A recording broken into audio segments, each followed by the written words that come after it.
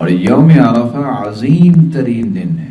سیدنا عبداللہ ابن عباس رضی اللہ تعالی عنہ فرماتے ہیں اللہ تعالیٰ نے عرفہ کے مقام پر آدم علیہ السلام کی پشت سے ان کی ساری اولاد کو نکالا اور اپنے سامنے پھیلایا، اور اپنے سامنے پھیلایا کس طرح؟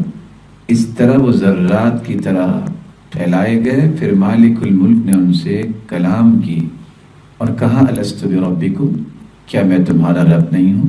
تو اللہ عز و جلال نے آدم کی تمام اولاد سے اپنی ربوبیت کا وعدہ لیا، اور یہی کام یوم عرفہ کے دن ہوا۔ رسول اللہ صلی اللہ علیہ وسلم نے فرمایا یوم عرفہ سے بڑھ کر کوئی دن افضل نہیں جس میں اللہ عز و جلال اپنے بندوں کو آگ سے آزاد کرتے ہیں۔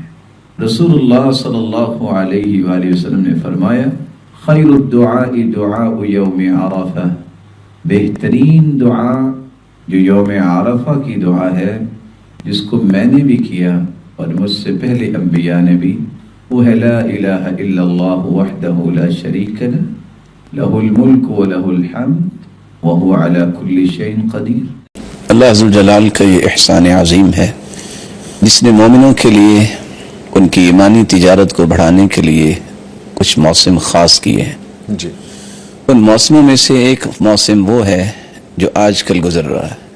اس قدر عظیم یہ ایام ہیں جس کے بارے میں متعدد بار گفتگو ناظرین سماعت کر چکے ہیں کہ سال کے کسی دن بھی ایسا عمل اللہ کے ہاں نہ پاکیزہ ہے، نہ عظیم ہے، اور نہ ہی بہترین ہے جتنا عمل ان دنوں میں کیا گیا۔ اور ان میں سے خصوصاً آج کے دن حاجیوں کے لیے اس قدر مبارک دن ہے کہ رسول اللہ صلی اللہ علیہ وسلم نے یہ جو 3 باتیں بیان کی ہیں، جی، سننے والی بھی ہیں اور سن کے بھی انسان کو ایک ایسی راحت ملتی ہے جو انسان کے جسم میں ایک خوشی کی لہر دوڑ جاتی ہے، اور پھر جو وہاں موجود ہوں گے وہ تو کیسا محسوس کر رہے ہوں گے۔ الحج عرفہ، اصل حج ہے یہ عرفے کا نام۔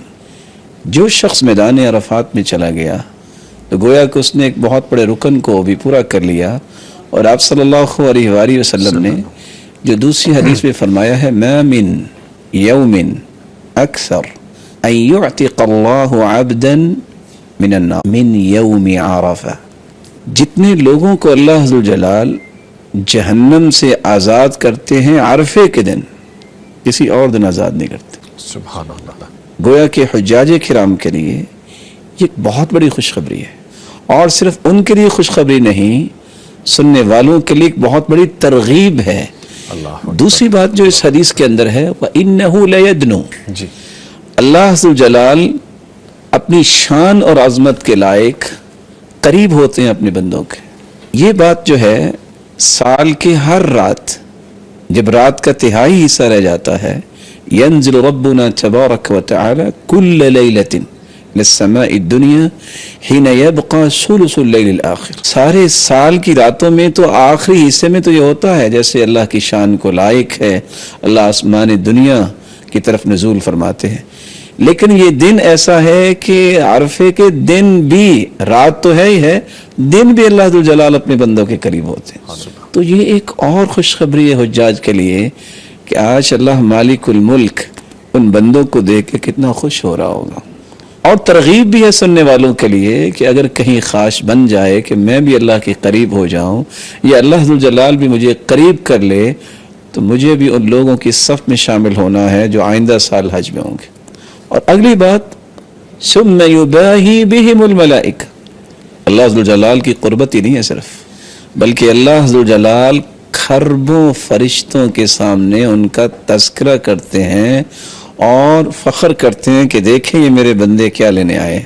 اور میں نے یہ کھربوں کی تعداد جو نا ویسے مبالغتاً نہیں کہہ دی، حدیث یہ کہتی ہے جس طرح بیت اللہ ہے زمین میں، اسی طرح البیت المعمور جو ہے یہ 7ویں آسمان میں فرشتوں کی عبادت کری ہے، اور جو ایک مرتبہ فرشتہ چلا جاتا ہے عبادت کرنے، ہر روز 70,000 فرشتے وہاں جاتے ہیں، جو ایک مرتبہ چلا جاتا ہے قیامت تک اس کی دوبارہ باری نہیں آئے گی۔ تو میں نے اس سینس میں کھربوں فرشتے کہا ہے کہ اللہ ذوالجلال جو ہے اپنے فرشتوں کے سامنے ان بندوں کا تذکرہ کرتے ہیں، تعریف کرتے ہیں، اور پھر انہیں گواہ بھی بناتے ہیں۔ ماذا اراد هؤلاء، میرے فرشتوں یہ کیا لینے آئے ہیں؟ جی اب فرشتے کیا جواب دیں گے؟ اللہ تیری مغفرت کو لینے آئے، بخشش کے تعلقات. تو اللہ ذو جلال انہیں ہی گواہ بنا کے کہتے ہیں میں نے ان کو معاف کر دیا. تو خوشخبری ہے ان حجاج کے لیے جو اس وقت ہیں، اور ہم دل کی اتھا گہرائیوں سے دعا گو ہیں مولا کریم جتنے بھی اس وقت میدان عرفات میں موجود ہیں سب کو سالمن غانمن اس طرح واپس لائے جس طرح حدیث کہتی ہے کہ یوم ولدت امہ، جیسا کہ ماں نے آج ہی جنا ہے ان کا کوئی گناہ باقی نہیں بچا. اللہ اکبر. اور ساتھ یہ دعا کریں گے جی. کہ مولا کریم سامعین میں کتنے ایسے ہوں گے ناظرین میں جو تڑپ رکھنے والے ہیں. مسبب الاسباب تو اللہ تعالیٰ ہے، ان کے لیے ایسے اسباب مہیا فرما جب آئندہ سال حج ہو تو اسی میدان میں اللہ ذو جلال کے نیک بندوں کی صف میں موجود ہوں جن کے بارے میں یہ فیصلہ ہو جائے کہ آج ان کو بھی جہنم سے آزاد کر دیا. آپ صلی اللہ علیہ وسلم کا طریقہ مبارک تھا کہ آپ ذوالحجہ کے پہلے 9 دنوں میں روزے کا اہتمام کیا کرتے، اور خصوصاً عرفے کا روزہ جس کے بارے میں سوال کیا گیا کہ عرفے کے روزے کا ثواب کتنا ہے، تو آپ نے فرمایا یکفر السنۃ الماضیہ والباقیہ، ایک پچھلے سال کے گناہ، ایک جو سال گزر رہا ہے، ان 2 سالوں کے گناہ اللہ معاف کر دیتے ہیں. تو آپ کوشش کیجیے کہ پہلے 9 دن کا روزہ رکھیں، نہیں تو عرفے کا روزہ، 9 ذی الحجہ کا روزہ ضرور رکھیں. یہاں کچھ ساتھی سوال کر لیں گے، بہتر یہ ہے کہ ابھی ان کی خدمت میں گزارش کر دی جائے. اچھا جی عرفے کا روزہ پھر کس تاریخ کو رکھیں؟ عرفے میں تو جب حاجی جائیں گے تو ہماری 8 تاریخ ہوگی، تو آپ نے 9 کیوں کہہ دیا؟ حاجی جب حج کرنے جاتے ہیں عرفے میں ہوتے ہیں، حاجی تو نہیں نا روزہ رکھتے. کون رکھتے ہیں جی؟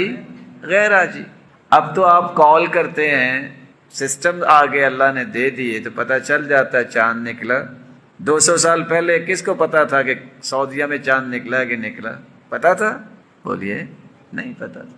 اب بھی آپ گوگل پہ جائیے، جہاں آئی ٹی کے سمجھدار لوگ بیٹھے ہیں، گوگل پہ جا کے 4 انگلیاں گھمائیے، آپ کو پتہ چلے گا کہ اگر عرفے سے مراد وہ دن ہے جب حاجی عرفے میں ہوتے ہیں، تو بعض ملکوں میں تو اس دن عید ہوتی ہے، وہ کیا کریں گے؟ اور عید کے دن روزہ رکھنا حرام ہے.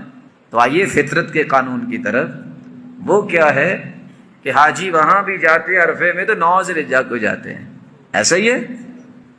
اور حدیث کے الفاظ کیا ہے؟ سئل عن صوم یوم عرفہ، یوم عرفہ، اس کے بارے میں روزہ اگر رکھا جائے تو کتنا ثواب ہے، 2 سال کے گناہ معاف ہوں.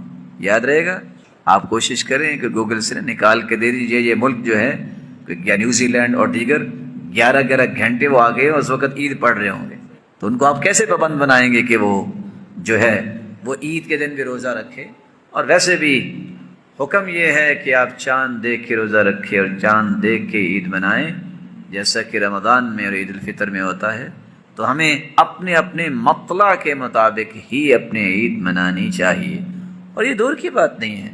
کیسے شام کے اندر سے صحابہ آئے، مدینہ پہنچے، شام اور مدینہ کا کتنا فاصلہ، وہاں اس کی روشنی میں تربیت اور تزکیہ کرنے کے لیے کائنات کی سب سے اعلیٰ ہستی محمد الرسول اللہ کو ہادی و مرشد بنایا. جن ہستیوں نے رسول اللہ صلی اللہ علیہ وسلم کی صحبت کو پسند کیا، ان سے تربیت حاصل کی، قیامت کی دیواروں تک اللہ ذوالجلال نے انہیں نمونہ بنا دیا، بلکہ ان کے ایمان کو ایمان والوں کے لیے میزان اور مقیاس قرار دیا.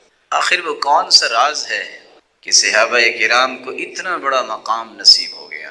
ان رازوں میں سے ایک راز یہ تھا کہ رسول اللہ صلی اللہ علیہ وسلم نے ان کی تربیت اور تزکیہ کرتے وقت یہ بات ان کے دل و دماغ میں ڈال دی تھی جس کو وہ ساری زندگی پختہ رکھے ہوئے تھے، کہ اللہ کے فیصلوں پر ایمان بھی لانا ہے اور اس پر اطمینان کا اظہار بھی کرنا ہے اور خوش بھی ہونا ہے. تقدیر جو اللہ جلال کا فیصلہ ہے، اس کے بارے میں کسی قسم کی پریشانی کا اظہار نہیں کرنا. تقدیر کیا ہے، اس کی کون سی اقسام ہیں، اس پر ایمان لانے سے انسان کے ایمان پر کیا اثرات مرتب ہوتے ہیں، اور تقدیر کا انکار کرنے سے اس کی دنیا اور آخرت میں کون کون سے نقصانات مرتب ہوتے ہیں. اور 5واں نقطہ، مجھے اور آپ کو اس کے متعلق کیا کرنا چاہیے؟ یہی 5 نقاط آج کے اس خطبے کا محور اور مرکز ہوں گے۔ سیدنا عمر رضی اللہ تعالی عنہ، جن کو اللہ نے کمال کا ایمان دیا تھا، وَأَشَدُّهُمْ فِي أَمْرِ اللَّهِ عمر، رسول اللہ صلی اللہ علیہ وسلم نے فرمایا دین کے اندر صلابت، قوت، مضبوطی دیکھنی ہے تو وہ سیدنا عمر کے اندر دیکھیں۔ وہ کہا کرتے تھے دنیا میں اگر کوئی شخص یہ 2 آیتیں پڑھ لے اور سمجھ لے، ساری زندگی کی پریشانی اس کی ختم ہو جائے گی۔ پوچھنے والے نے پوچھا صرف 2 آیتیں؟ کہا جی ہاں، اِنَّا كُلَّ شَيْءٍ خَلَقْنَاهُ بِقَدَرٍ، ہم نے ہر چیز کو پیدا کیا ہے ایک اندازے کے مطابق۔ قَدْ جَعَلَ اللَّهُ لِكُلِّ شَيْءٍ قَدْرًا، اللہ تعالیٰ نے ہر چیز کا ایک اندازہ لگایا ہے۔ جو اللہ ذوالجلال نے اندازہ لگایا ہے اس سے زیادہ کی خواہش کرنا یہ پریشانی کا سفر ہے۔ جو اللہ نے اندازہ لگایا ہے آپ کو ملا ہے اس پہ خوش ہونا یہ ایمان ہے۔ جس وقت کو اللہ ذوالجلال نے طے کیا ہے کہ اس وقت یہ ملے گا، اس سے پہلے اسے طلب کرنا، اس کا مطالبہ کرنا کہ ابھی ملے، یہاں سے پریشانی کا آغاز ہوتا ہے۔ اور اگر انتظار کر لیا جائے کہ میرے رب کا بھی فیصلہ نہیں ہے تو یہ اس کا ایمان ہے۔ ایک بچہ جو ابھی کرالنگ کرتا ہے، اس کی یہ تمنا اگر پیدا ہو جائے کہ میں دنیا کی تیز ترین دوڑ میں حصہ لے لوں تو وہ لے سکتا ہے؟ نہیں لے سکتا۔ جس کو ابھی قاعدہ پڑھنا نہیں آتا وہ تمنا کرے کہ میں اخباری رپورٹر بن جاؤں، بن سکتا ہے؟ نہیں، اسے انتظار کرنا ہے۔ اللہ ذوالجلال نے جو اندازہ لگایا ہے، جو تقدیر لکھی ہے، اس سے زیادہ نہیں ملے گا۔ جب آپ اس بات پہ اپنے آپ کو کوسنا شروع کر دیں گے کہ مجھے یہ ملنا چاہیے، اور دوسرے الفاظ میں اللہ ذوالجلال پہ تحکم کرنا چاہیں کہ اللہ مجھے دے، اور اللہ نے فیصلہ کیا ہوا ہے، تو اللہ ذوالجلال کے ساتھ تحکم تو اللہ کو بھی پسند نہیں ہے، اور نہ ہی آپ اپنی خواہش کا اللہ ذوالجلال کو پابند کر سکتے ہیں۔ مجھے اور آپ کو اللہ ذوالجلال کے فیصلوں کا پابند ہونا ہے۔ تقدیر کسے کہتے ہیں؟ یہ قدر یقدر سے ہے، جس کا مطلب ہے کسی چیز پر قادر ہونا، معاملے کی تدبیر کرنا، کسی چیز کو معین کرنا، اللہ ذوالجلال کا فیصلہ۔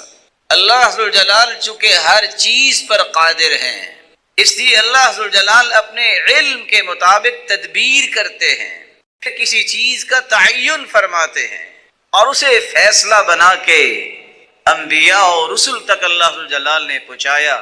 جو اللہ ذوالجلال کے علم میں تھا وہ قادر تھا، اس نے معین کیا اور فیصلہ صادر کیا، ویسے ہی ہوگا جیسے اللہ ذوالجلال نے فیصلہ صادر کیا۔ اللہ ذوالجلال نے جس فیصلے کو اتار دیا ہے اپنے انبیاء اور رسل پر، جس فیصلے کو وحی بنا دیا ہے، وہی فیصلہ نافذ ہوگا۔ کوئی اچھلتا ہے، کوئی مچلتا ہے، یہ اس کا اپنا شوق و ذوق ہے۔ ایمان یہ کہتا ہے جو اللہ کا فیصلہ ہے اسے تسلیم کیا جائے، اسے مانا جائے اور اس پر رضامندی کا اظہار کیا جائے، اس پر خوشی کا اظہار ہو، اسی کے بارے میں یقین ہو کہ یہ فیصلہ ہی میرے لیے بہتر ہے۔ اس کی وجہ یہ ہے کہ میں اور آپ بھی اپنے متعلق اتنا نہیں جانتے جتنا میرے اور آپ کے متعلق میرا اور آپ کا خالق جانتا ہے۔ جب وہ زیادہ جانتا ہے تو وہ یہ بھی زیادہ جانتا ہے کہ مجھے کیا چاہیے، مجھے کیا نہیں چاہیے، مجھے کب چاہیے اور کیسا چاہیے۔ اس سے بڑی تدبیر تو میری عقل سفر ہی نہیں کر سکتی جو اللہ ذوالجلال تدبیریں فرماتے۔ امام نووی رحمۃ اللہ علیہ فرمایا کرتے تھے وَاعْلَمْ أَنَّ مَذْهَبَ أَهْلِ الْحَقِّ إِثْبَاتُ الْقَدْرِ، حق والوں کا مذہب یہ ہے کہ اللہ کی تقدیر ہے، اللہ کا فیصلہ ہے۔ اور جبریل امین نے آ کے سوال کیا تھا ایمان کیا ہے، تو رسول اللہ صلی اللہ علیہ وسلم نے ایمان کے 6 ارکان کا تذکرہ کیا تھا۔ ایمان یہ ہے، مومن اس کو کہتے ہیں، ان تؤمن باللہ، اللہ پر ایمان لاؤ، وہ خالق و مالک و رازق ہے، وملائکتہ، اللہ کے فرشتوں پر ایمان لاؤ جو کھربوں کی تعداد میں اپنی ذمہ داریاں ادا کر رہے ہیں، وکتبہ، اللہ کی کتابوں پر ایمان لاؤ، زبور، تورات، انجیل، قرآن، اور اس سے پہلے صحف ابراہیم، کہ اللہ کی طرف سے نازل شدہ کتابیں ہیں، ورسول، اللہ کے رسولوں پر ایمان لاؤ، 1,24,000 پیغمبر ہیں جن میں سے 315 رسول ہیں، باقی سب انبیاء ہیں، وَتُؤْمِنَ بِالْقَدْرِ خَيْرِهِ وَالشَّرِّ، اللہ فرشتوں پر، کتابوں پر، رسولوں پر اور آخرت کے دن پر ایمان لانے کے ساتھ ساتھ چھٹا رکن یہ ہے کہ جب تک تم تقدیر پر ایمان نہیں لاتے تمہارا ایمان مکمل ہی نہیں ہو۔ اور تقدیر پر ایمان لانے کا معنی کیا ہے؟ امام نووی فرماتے ہیں ان اللہ تبارک وتعالی قدر الاشیاء فی القدم وعلم سبحانہ انها ستقع في اوقات معلومة عنده وعلى صفات مخصوصة تقع على حسب ما قدرها سبحانہ وتعالی۔ اس کا معنی یہ ہے تقدیر کا کہ اللہ ذوالجلال نے جو کچھ دنیا میں ہو رہا ہے، ہونے والا ہے، ہوگا، اس کا ایک فیصلہ کیا ہے، اپنے علم کے مطابق اندازہ لگایا ہے کہ اس طرح ہوگا اور اس وقت ہوگا، یہ اسی وقت ہی ہوگا، اسی طرح ہی ہوگا جس طرح اللہ ذوالجلال نے فیصلہ کیا۔ یہ ہے تقدیر کا معنی۔ اس لیے عبداللہ ابن مسعود رضی اللہ تعالی عنہ بیان کرتے ہیں رسول اللہ صلی اللہ علیہ وسلم نے فرمایا لَن يَذُوقَ الرَّجُلُ طَعْمَ الْإِيمَانِ، ایمان کی لذت و حلاوت و مٹھاس اس وقت تک کسی انسان کو نصیب ہی نہیں ہوتی جب تک اس کا 3 چیزوں پر ایمان نہیں ہو جاتا۔ وہ کون سی 3 چیزیں ہیں؟ یؤمن بالقدر، تقدیر پر ایمان لائیں، وَيَعْلَمْ أَنَّهُ مَيِّتٌ، یقین کر لے کہ مجھے موت آنی ہے، وَيَعْلَمْ أَنَّهُ مَبْعُوثٌ، یقین کر لے کہ صرف مرنا ہی نہیں، کل قیامت کو اللہ نے اٹھانا بھی ہے اور سامنے کھڑا بھی کرنا ہے۔ جب تک یہ 3 چیزوں پر اس کا ایمان نہیں ہوتا وہ ایمان کی لذت و حلاوت اور مٹھاس کو پا ہی نہیں سکتا، اس کے نصیب میں نہیں۔ امام احمد بن حنبل رحمۃ اللہ علیہ جب ان سے سوال کیا گیا تقدیر کیا ہے، قال القدر قدرت اللہ علی العباد، بڑے ہی جامع الفاظ سے تعریف کر دی۔ تقدیر یہ ہے اللہ کی قدرت ہے بندوں پر، یہ قدرت جو اللہ ذوالجلال نے لکھ دی ہے اس کے علم میں ہے، اس کو نہ کوئی پھیرنے کی طاقت رکھتا ہے، نہ بدلنے کی طاقت رکھتا ہے، نہ کوئی روکنے کی طاقت رکھتا ہے اور نہ کوئی پوچھنے کی طاقت رکھتا ہے۔ لا يسأل عما يفعل وهم يسألون، جو اللہ ذوالجلال نے فیصلے کر دیے کسی کی جرت و طاقت نہیں ہے کہ وہ اللہ سے سوال بھی کر سکے، قیامت کے دن وہ سب سے سوال کرے۔ تقدیر کی تعریف کے بعد اس کی بنیادی طور پہ قسمیں ہیں 2، تقدیر مبرم، تقدیر معلق۔ تقدیر مبرم سے مراد یہ ہے کہ ایسا پختہ فیصلہ جس میں کوئی بھی تبدیلی ممکن نہیں، جیسا کہ موت ہے، اللہ ذوالجلال نے فیصلہ کر دیا ہے کہ فلاں سال، فلاں مہینے، فلاں دن، فلاں گھنٹے، فلاں منٹ پر فلاں شخص کی فلاں جگہ پہ موت ہوگی، ایک ذرہ برابر بھی آگے پیچھے نہیں ہو سکتا۔ دنیا جہان کی احتیاطات کر لے، موت اسی وقت ہی آئے گی۔ ہاں احتیاط کرنے کا اسے اجر ملے گا کیونکہ احتیاط کرنا سنت ہے۔ دنیا جہان کی بے احتیاطی کر لے، موت پہلے نہیں آئے گی، موت اس وقت ہی آئے گی، لیکن اس بے احتیاطی کی وجہ سے دیگر مصیبتیں اسے جھیلنی پڑیں گی کیونکہ اس نے سنت کو چھوڑا۔ موت لیٹ نہیں ہوگی، موت پہلے نہیں آئے گی۔ اذا جاء اجلهم لا يستأخرون ساعة ولا يستقدمون،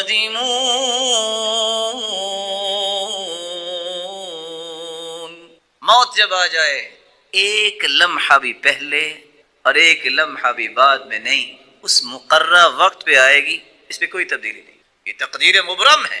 رسول اکرم صلی اللہ علیہ وسلم تشریف فرماتے، صحیح مسلم کی روایت ہے، ام حبیبہ رضی اللہ تعالی عنہا مومنوں کی ماں دعا کرتی ہیں، اللہم امتعنی بزوجی رسول اللہ وبأبی ابی سفیان وبأخی معاویہ، اے اللہ میرے خامد اللہ کے رسول اور میرے والد ابو سفیان اور میرے بھائی معاویہ، اللہ یہ تینوں کو سلامت رکھ اور مجھے جب تک میں زندہ ہوں باپ کا سایہ سلامت رہے اور خامد کا ساتھ سلامت رہے اور بھائی کا ساتھ سلامت رہے۔ رسول اکرم صلی اللہ علیہ وسلم نے فرمایا قد سألت اللہ لآجال مضروبہ وأیام معدودہ وأرزاق مقسومہ لن يعجل شيئا قبل حله او يؤخر شيئا عن حله۔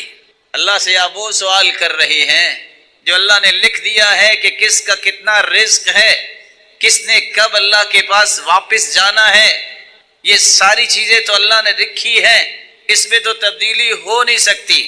تمہیں دعا کرنی چاہیے تھی وَلَوْ كُنْتِ سَأَلْتِ اللَّهَ أَن يُعِيذَكِ مِنْ عَذَابٍ فِي النَّارِ او عذاب فی القبر کان خیرا وافضل۔ اگر آپ نے دعا ہی کرنی تھی تو دعا کرتی اللہ مجھے عذاب قبر سے بچا دے اور جہنم سے بچا دے۔ تقدیر کی دوسری قسم ہے تقدیر معلق۔ صحیح مسلم کی روایت کا آخری حصہ بھی میں پیش کر دوں، اور جن دماغوں کے اندر خناس آ چکا ہے وہ شریعت کی بات نہیں مانتے، ڈارون کے قاعدے اور اصول ضابطوں کو سلامی پیش کرنے والے یہ مغرب زدہ لوگ کہتے ہیں کہ اصل میں یہ انسان جو ہے بندر تھا، بعد میں انسان بنا۔ رسول اکرم صلی اللہ علیہ وسلم نے فرمایا ان اللہ لم یجعل لمسخ النسل ولا عقب۔ اللہ جب کسی نسل کو ختم کرتے ہیں تو پھر نسخ نہیں ہوتا کہ بندر انسان بن جائے، ایسا نہیں ہو سکتا۔ صحیح مسلم کی روایت تعجب ہے ہو مسلمان اور صحیح مسلم کی روایت 2663 کا انکار کر کہے ڈارون ٹھیک کہتا ہے۔ تف ہے تیرے ایمان پر کہ تجھے آج غیرت تمہاری مر چکی، حیا اور شرم باقی نہیں رہی۔ جہاں پوری کائنات کی صداقت ختم ہوتی ہے وہاں محمد مصطفیٰ کی صداقت کا آغاز ہوتا ہے۔ اس سے بڑی سچائی تو اللہ نے دنیا میں اتاری کوئی۔ تقدیر مبرم جس میں کوئی تبدیلی نہیں۔ تقدیر معلق یہ وہ تقدیر ہے جس میں اللہ ذوالجلال نے اپنی مشیت کے بعد بندے کے عمل کو بھی ساتھ رکھا ہے۔ اگر میرا بندہ یہ عمل کرے گا تو اس کے لیے یہ فیصلہ ہے، اگر اس نے یہ عمل نہ کیا تو پھر یہ فیصلہ ہے۔ مثال کے طور پر رزق ہے، اگر رشتہ داروں کا خیال کرے گا، خرچ کرے گا، صدقہ کرے گا تو میں اس کے مال میں برکت ڈال دوں گا، اگر نہیں کرے گا تو نہیں ڈالوں گا۔ اگر یہ عبادت میں اپنے آپ کو لگائے گا میں اس کے دل کو غنا سے بھر دوں گا، اگر نہیں اپنے آپ کو لگائے گا اس کی آنکھوں کے سامنے فقیری ہی دوڑتی رہے۔ معلق ہے، اگر یہ دعا کرے گا تو میں اسے عطا کروں گا، نہیں کرے گا دعا تو محروم رکھوں گا۔ معلق ہے۔ لا يبدل التقدیر الا الدعاء الا بالدعاء۔ تقدیر کو دعا بدل سکتی ہے، وہ بھی اللہ نے لکھی ہوگی۔ حدیث کے الفاظ ہیں لا یغنی حذر من قدر، جتنی چاہو احتیاط کر لو تقدیر نہیں بدلے گی۔ کیا ہوگا؟ ساتھ ہی فرما دیے والدعاء يرفع مما نزل ومما لم ينزل۔ دعا ایسی نعمت ہے جو بلائیں آ گئی ہیں اس کے بارے میں بھی دعائیں نفع دیتی ہیں، جو کل کلاں آنے والی ہیں بلائیں ان کے بھی اللہ محفوظ فرما دیتے ہیں جب دعا کرتے ہیں۔ پھر آپ نے اس کی ایک عملی شکل پیش کی، ان البلاء ينزل، آسمان سے بلا نازل ہوتی ہے، فتنہ، بلا، مصیبت، نیچے بیٹھا انسان دعا کرتا ہے